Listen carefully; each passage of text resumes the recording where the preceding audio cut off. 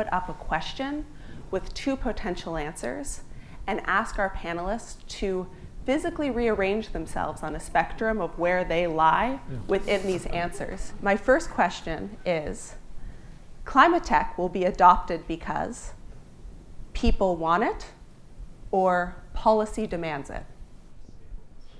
Yeah. I'm like, I want to be Marilyn Monroe. Yeah. I want both. Yeah. This is going to devolve into Twister by the end of the night. Climate Twister. So we have on the people want it. Why are you sitting where you're sitting, Jane? People want things that are cleaner, cheaper, make their lives easier. Usually the climate benefits are secondary. So a lot of people will buy a Tesla because it's just a higher performing car. The fact that it's an electric vehicle and they're worrying about where those electrons come from, it's a computer on wheels. It requires very little maintenance. That's why they're doing it. Part of the role of policy is to anticipate what society needs and then create carrots and sticks that lead us to the right direction. And so we actually need, my opinion, humble opinion, is we need both. David? Ditto. I think you just nailed it. The role of government is basically to make it cheaper to do the right thing, okay, in climate. That's what we're trying to do with tax credits and rebates and incentives. We need to also help with the narrative.